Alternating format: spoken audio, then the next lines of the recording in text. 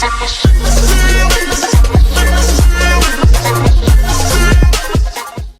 up, guys? It's your girl Lex Shelby here. Welcome back to my channel.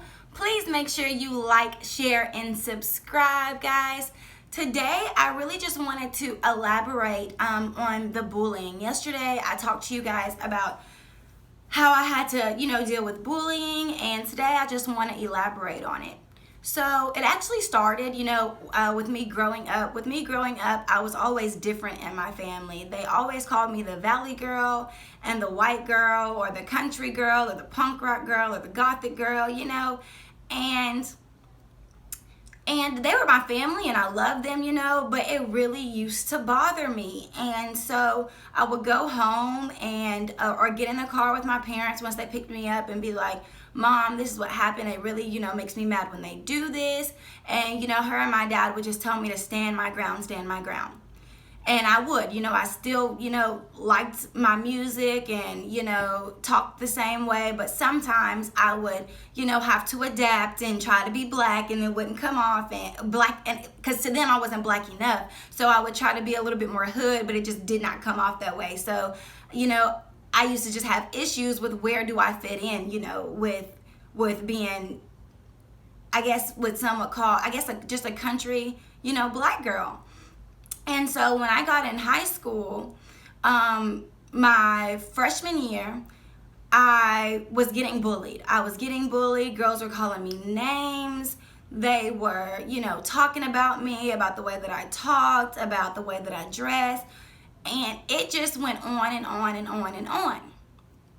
And so one day I was in the hallway and this girl came up and she was like, don't let them talk to you like that. Stand up for yourself, say something back. And I remember her just turning around and yelling down the hallway, don't talk to her like that. And from there, I started trying to build up, my clapbacks or what I would say, but, it just hurt. It was just a hurtful situation. So one day, my dad was like, Lexi, I have to be at work early. You're going to take the bus. And I was like, Dad, I'm not getting on the bus. Like, Dad, no. I just won't go to school. And, sorry. Even though, I've healed, it's still really hurtful.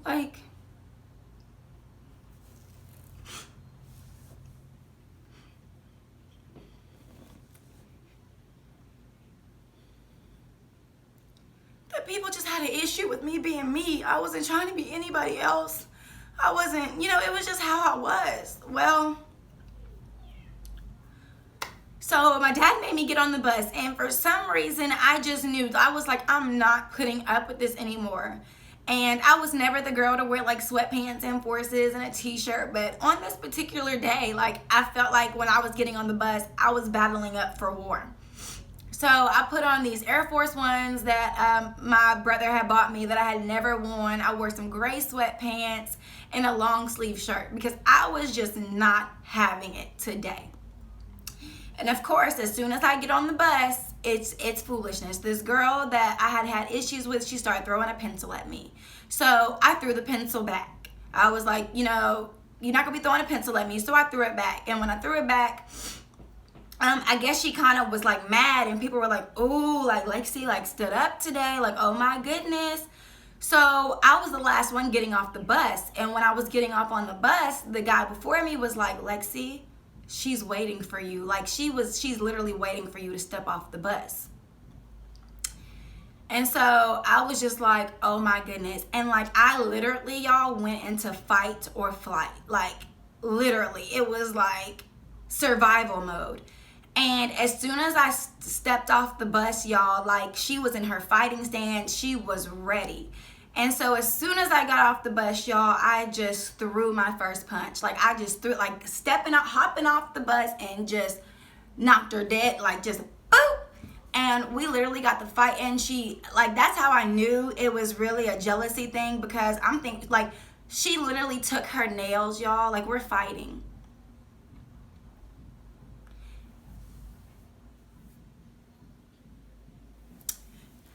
And I was modeling and acting and stuff right then. So my face was like my bread and butter. You know, like I was never like, oh, I'm prettier than you, any of that. But it was my job. It was what I wanted to do in life. And so she took her fingers and she clawed my face, like literally like clawed my face. If you look really close, I still have an indentation from one of the scratches. But thank God it healed, you know, and that was my first fight. And after I was like, Mom, like I don't want to, I'm not gonna fight every day. And it was a blessing because we had moved out to LA. Well, when we moved to LA and my mom had went on tour, we moved back here to Huntsville, and it was me and my dad and my brother, and my mom was on tour. And so then I went from, you know, because in LA I was homeschooled. And so I went from being homeschooled to being in public school here in Madison, Alabama. And it was literally the same thing. I would literally get bullied every day. I had made the cheerleading team. I was winning awards in drama class, and we were going to compete. Like, I was doing everything that I wanted to do, but yet I was still getting bullied. And I would go home and I would cry about it. And then one day, we were leaving a pep rally. And I don't know what happened, but it was like a pep rally at the end of school. And, you know, my mom used to pick me up, and my best friend rode the bus. So she had to go this way, and I was going like around, like walking her to the bus and going around the courtyard or whatever. And so she was on the bus, and I was walking back from walking her to the bus to go and, you know, get in the car ride line, and I had got jumped. It was like 5 girls. And during that, my dad came up there, and they had put me in handcuffs. Mind you, it was 5 girls, and it's just little old me. And they put me in handcuffs, and my dad came up there and was like, what is going on? Why is my daughter in handcuffs? And they were like, it's a no-fight policy because she was involved in a fight. You know, she has to go too. And my dad was like, you know, but she got jumped. Like, she's not supposed to defend herself. And they were like, no, she has to go to the D home. And so my dad, like, it was crazy. Like, that was the first time I ever had seen my dad really explode. And he had said to the principal, if I smack you right now and you fight me back, you're telling me that you're going to go to jail. And he was like, if it was a no fight policy, but Mr. Williams, if you hit me, then you're going to jail. So he calmed down or whatever. I had to go to the D home. And after I got out the D home, the principal had a talk with me and my friends and then all of the girls that I was being bullied by. And he made the situation even worse. I guess not trying to, but he was like, you know, y'all are going to have to stop this. Miss Williams is making straight A's. She comes in nicely dressed. She comes in and she's proper and she speaks with, you know, intelligence. And she's just trying to go to class and graduate and get her schoolwork done. And you guys are being a distraction and it's not fair to her. And, you know, she's trying to do this and then y'all are just up here acting crazy and hood. I don't know why, you know, those words came out of his mouth, but it made them hate me even more. So it literally got to the point where the security guards would walk me to class. Me and some of the girls didn't get breaks. And it was just terrible. It was absolutely terrible. And so one day I went to my mom and I was like, Mom, I cannot do this anymore. Like, I am not fighting every day for the rest of my life. I refuse to go through this.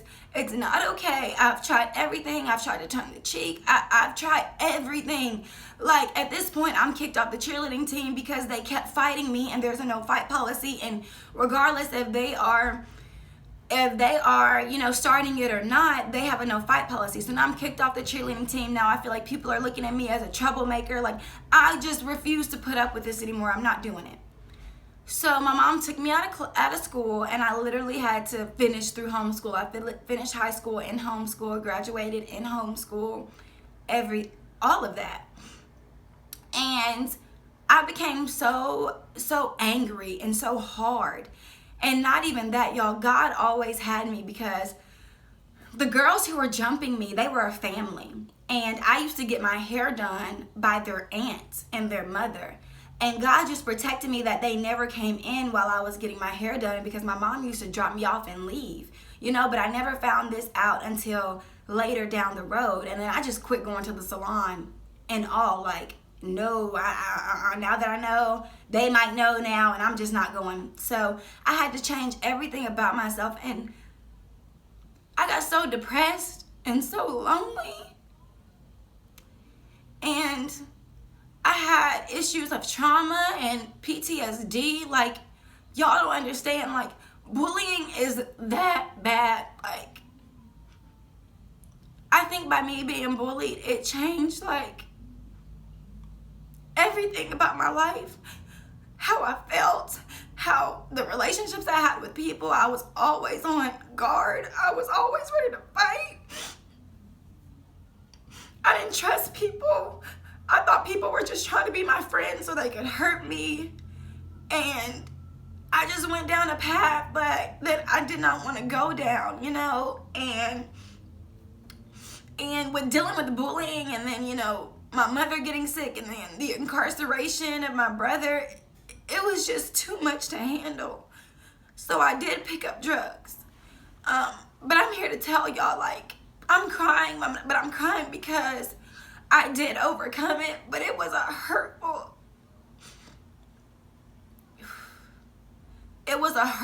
and a hard time in my life. And it made me, like, so hard with people, and I trust anyone. And, finally, after I became sober, I was able to get the help that I need, and I was able to go through therapy. But bullying, I don't care if you're just trying to be negative for a second, bullying is not okay.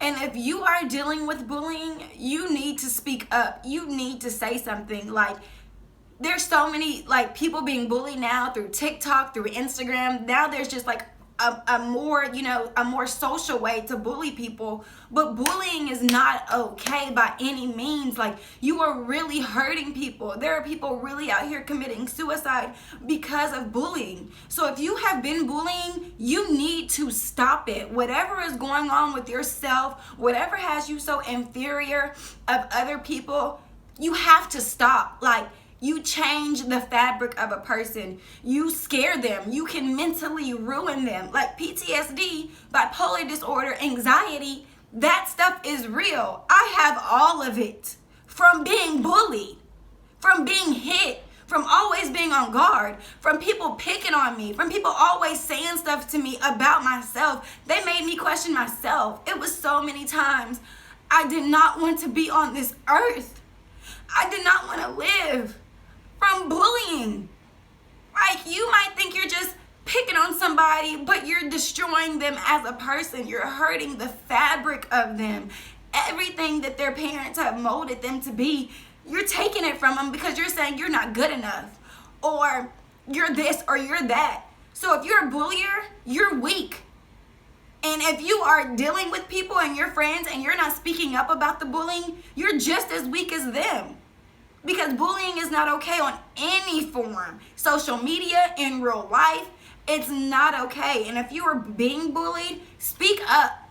Don't be afraid. Tell your parents, tell a teacher, tell anybody. Because I'm telling you, there are after effects if you don't speak up and if you don't get help that you don't want to deal with, and if you do have to deal with them, like me, such as PTSD, such as trauma, such as, having low self-esteem, such as suicidal thoughts or trying to kill yourself, I've been there too.